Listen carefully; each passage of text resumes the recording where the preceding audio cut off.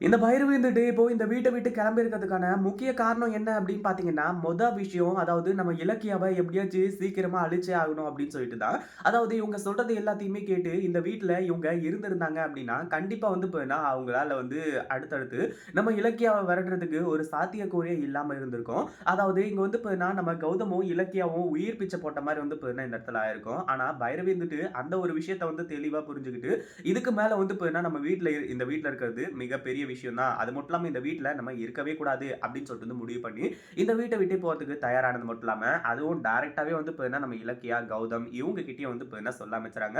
"ஏய் இலக்கியா, உன்ன இந்த வீட்ட விட்டு விரட்டுறதுக்காக தான் நான் இப்ப போறேன். நான் வந்து பார்த்தீங்கன்னா பயந்து போறேன்னு சொல்லிட்டு வந்து நினைச்சுட்டு இருக்கியா? நான் இப்ப வந்து பார்த்தீங்கன்னா பதுங்கி போறேன்." அப்படின்ற மாரி வந்து சொல்ல ஆரம்பிச்சுறாங்க. அதாவது இவ்ளோ ஓப்பனா வந்து பார்த்தீங்கன்னா, இந்த பைரவி சவால் விடுறது உண்மையிலேயே எல்லாருக்குமே மிகப்பெரிய ஒரு அதிர்ச்சியா தான் இருந்துட்டு இருக்கு. அதுக்கு முன்னாடி என்னவெல்லாம் நடக்குது அப்படின்னு சொல்லிட்டு பார்க்கறதுக்கு முன்னாடி, இப்பதான் நம்ம சேனலுக்கு ஃபர்ஸ்ட் டைம் வரீங்க அப்படின்னா, கீழ இருக்க சப்ஸ்கிரைப் பட்டன பிரஸ் பண்ணிக்கோங்க.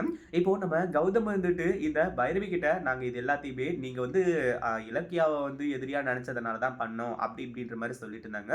ஆனா பைரவி அது எல்லாத்தையுமே புரிஞ்சுக்கிட்டாங்களா அப்படின்னு கேட்டா கிடையவே கிடையாது. ஏன்னா அந்த அளவுக்கு பைரவி வந்துட்டு இப்போ செம்ம கோவத்துல வந்து பார்த்தீங்கன்னா இருந்துட்டு இருக்கா. ஏற்கனவே வந்து பார்த்தீங்கன்னா தோத்து போன ஒரு வெறியிலேயே அவ வந்து பார்த்தீங்கன்னா உயிர விட்டுறலாமா அப்படின்னு கூட வந்து பார்த்தீங்கன்னா அவளுக்கு தோணுச்சு. பட் இருந்தாலும் வந்து பார்த்தீங்கன்னா இலக்கியாவ அந்த வீட்ட விட்டு தொரத்தாம, இந்த பைரவியோட அந்த ஆட்டம் வந்து பார்த்தீங்கன்னா ஓயாது. அந்த அளவுக்கு வந்து பார்த்தீங்கன்னா செம்ம கோவத்துல தான் இருந்துட்டு இருக்கா. அதே சமயம் இப்ப என்னாச்சு அப்படின்னு பார்த்தீங்கன்னா, ஒரு பக்கம் நம்ம கௌதம் இருந்துட்டு, "இலக்கியா விடு. அவங்க வந்து பார்த்தீங்கன்னா, என்னைக்கா இருந்தாலும் ஒரு நாளைக்கு தான் வருவாங்க. எப்பவுமே தோத்துக்கிட்டே இருக்காங்க. அதனால தான் வந்து பார்த்தீங்கன்னா, இப்படி வெக்ஸ் ஆயி போய் கிளம்புறாங்க." அப்படின்ற மாரி வந்து சொல்லிட்டு இருக்காங்க.